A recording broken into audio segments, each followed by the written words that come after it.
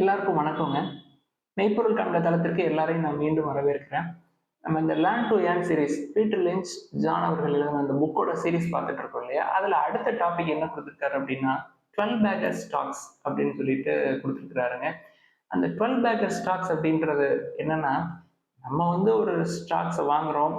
அந்த ஸ்டாக்ஸ் வந்து குறைச்ச விலைக்கு வாங்குறோம் அப்படின்னா, அது ஒரு சர்டன் நம்பர் ஆஃப் இயர்ஸ்ல அவர் பெரும்பாலும் 15 to 20 இயர்ஸ், 25 இயர்ஸ் ஹோல்ட் பண்ணணும்னு சொல்றாரு இல்லையா? அதுக்குள்ள அது வந்து 10 to 12 டைம்ஸ். இப்போ 12 ரூபீஸ்க்கு வாங்குறீங்க அப்படின்னா, அது வந்து 120 ரூபீஸ்க்கு போயிடும் அப்படின்னு ஒரு அசம்ஷன். அசம்ஷன் இல்ல, அந்த மாதிரிலாம் நடந்திருக்குங்க. நான் அப்படி வாங்கினதில்ல. பட் அவர் ஒரு சில எடுத்துக்காட்டுகளோட அதை சொல்றாருங்க. 12 பேக்கர் ஸ்டாக்ஸ். நீங்க அந்த 12 பேக்கர் ஸ்டாக்ஸை எப்படி வந்து பிக் பண்ணணும் அப்படின்னு சொல்லி சொல்றாரு. பெரும்பாலும் இந்த 12 பேக்கர் ஸ்டாக்ஸ் எப்ப கிடைக்கும் அப்படின்னா, மார்க்கெட்ல ஒரு பெரிய கரெக்ஷன் நடக்குது. ஒரு பெரிய கிராஷ் நடக்குது. இல்ல வெளியில வந்து ஒரு வார் நடக்குது. வார் நடக்கிறப்ப நம்மளுக்கு மார்க்கெட் கிராஷ் ஆகி குறைஞ்சிருது. இல்ல எக்கனாமிக் கிரைசிஸ் நடக்குது. அந்த டயத்துலயும் ஒரு சில கம்பெனிஸ் வந்து நல்லா பெர்ஃபார்ம் பண்ணிக்கிட்டு இருக்கும். ரைட்? ஷேர் பிரைஸ் குறைஞ்சிருக்கும். But the performance of the company என்னன்னா ரெகுலரா க்ரோ ஆகிட்டே இருக்குங்க. அந்த மாதிரி கம்பெனிஸ்க்கு அவர் 2 எக்ஸாம்பிள் எழுதியிருக்காரு. ஒண்ணு இந்த ஷூ கம்பெனி. இன்னொன்னு வந்து ஜான்சன் அண்ட் ஜான்சன். அந்த 2 எக்ஸாம்பிள் சொல்லியிருக்காரு. 2மே வந்து யுஎஸ் சினாரியோ. ரைட்? இப்போ நமக்கு நம்ம ஏஜ் குரூப்ல இருக்கிறவங்களுக்கு ஒரு பெரிய மார்க்கெட் ஃபால் அப்படின்னா கோவிட்-19 தான். கோவிட் வந்து 19 சொல்றோம். ஆனா நம்ம வந்து லாக்டவுன் போட்டது 2020ல 20 மார்ச்சுக்கு மேல மார்க்கெட் வந்து பயங்கரமா இறங்கியிருந்தது இல்லையா? நான் அப்போ ஒரு சில ஸ்டாக்ஸ் எல்லாம் வந்து பார்த்த ஸ்டாக்ஸ் இன்னைக்கு வந்து 10 to 12 டைம்ஸ் வந்து ஏறி இருக்குங்க. 12 டைம்ஸ்க்கு மேலேயே கூட ஏறி இருக்கலாம். எக்ஸாம்பிளுக்கு நான் இந்த டாடா மோட்டார்ஸ் அப்படின்ற ஷேரை நான் வந்து ஒரு 70-80 ருபீஸ்க்கு பார்த்தேன். இன்னைக்கு டாடா மோட்டார்ஸ்க்கு இருக்கிற டாடா மோட்டார்ஸ்ல இருக்கிற எனக்கு இருக்கிற நாலேஜ் வந்து அன்னைக்கு கிடையாது. ரைட்? டு பி ஃப்ராங்க், அதை பார்த்துருக்கேன். தென் கர்நாடகா பேங்க் அப்படின்ற பேங்கை நான் ஹோல்ட் பண்ணியிருந்தேன். 35 to 40 ருபீஸ்க்கு நான் வாங்கி வச்சிருந்தேன்.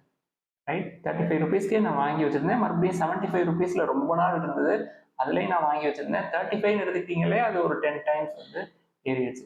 தென் டாடா பவர் நான் ஏற்கனவே சொன்ன மாதிரி நான் 35 ருபீஸ்க்கு ஆவரேஜ் பண்ணி வச்சிருந்தேன். அது என்கிட்ட ஹோல்ட்ல இல்லை. பட் இன்னைக்கு வந்து ஒரு 10 to 12 டைம்ஸ் வந்து ஏறிடுச்சு.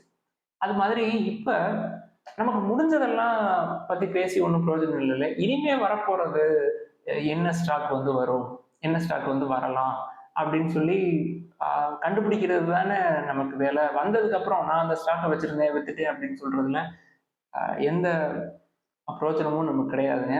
எடுத்துக்காட்டுக்கு அவர் சொன்ன எக்ஸாம்பிள் மாதிரியே உங்களுக்கு சொல்லணும் அப்படின்னா, ஒரு சில பேங்கிங் ஸ்டாக் வந்து இன்னைக்கும் கம்மியா இருக்கு. அவங்களோட பெர்ஃபார்மன்ஸ் வந்து நல்லா இருக்கு. ஒரு எக்ஸ்பெக்ட் பண்ணலாம். ஒரு 5 to 10 டைம்ஸ் வந்து ஏறும். For example IDFC first bank, then Tamil Nadu mercantile bank. ஒரு சில இஷ்யூஸ் இருக்குது. ரைட்? நம்ம வந்து எதை ஆப்பர்ச்சுனிட்டியா எடுத்துக்கணும்னா, அந்த கம்பெனிஸ்ல இருக்கிற ஒரு சில இஷ்யூஸ் வந்து ஸ்டாக் பிரைஸை வந்து குறைச்சிருக்கும்.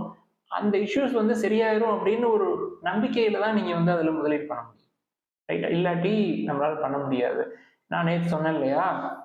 பயோகான்ல கடன் வந்து அதிகமா இருந்தது. ஆனா ஷேர் பிரைஸ் 190 வரைக்கும் போச்சு. இன்னைக்கு 350ல இருக்கு. அது மேபி 10 டைம்ஸ் ஏறலாம். ரைட்? 190ல நானே பார்த்துருக்கேன் அதை. நானும் 119ல 90 பிளஸ்ல வாங்கினேன்னு நினைக்கிறேன். ஸோ அந்த மாதிரி நல்ல ஸ்டாக், பயோஃபார்மாவோட ஸ்கோப் வந்து நல்லா இருக்கு. அவங்களுக்கான கடன் வந்து அதிகமா இருக்குது.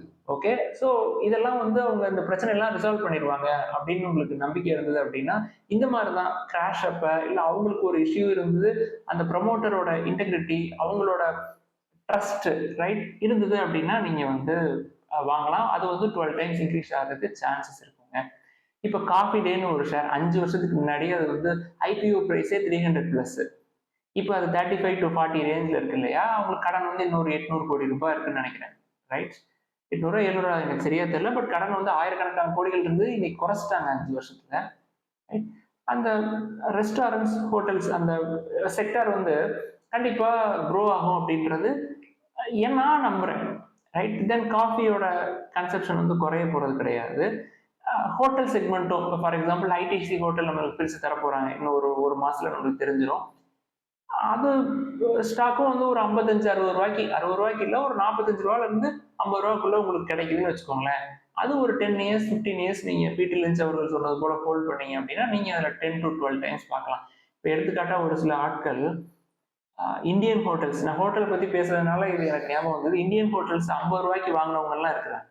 50 ருபீஸ்ல இந்த தாஜ் ஹோட்டல்ல டெரரிஸ்ட் அட்டாக் நடந்தப்ப எல்லாம் பயங்கரமா ஷேர் பிரைஸ் குறைஞ்சிருக்குது. அதுக்கப்புறம் கோவிட்ல குறைஞ்சது.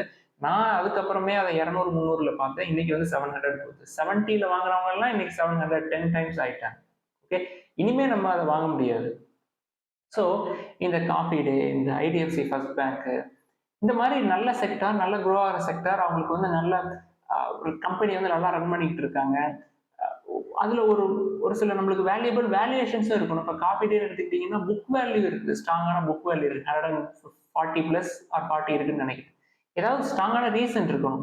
இப்போ நான் வோடஃபோன் எடுத்துக்கலாமா, அது வந்து 10 ரூபாய் தானே இருக்கு, டெலிகம்யூனிகேஷன் செக்டர் வந்து நல்லா இருக்கும் அப்படின்னா, பீட்டர் லிஞ்ச் அவர்களே இந்த கம்யூனிகேஷன் செக்டாரையே தவிர்த்து விடுங்க அப்படின்னு சொல்றாரு. பின்னாடி புக்ல பின்னாடியில வருதுங்க என்னென்ன பார்ட். மார்கன் ஹவுசல் அவரும் எழுதியிருக்கிறாரு இந்த கம்யூனிகேஷன் செக்டாருக்கு வந்து லாஸ்ட் ப்ரிஃபரன்ஸ் தான் கொடுக்குறாரு. ஏன்னா டவர் பிஸ்னஸ், இந்த கம்யூனிகேஷன் செக்டர்ல எல்லாம் லாஸ் ஆகிறதுக்கு சான்சஸ் அதிகமா இருக்கு.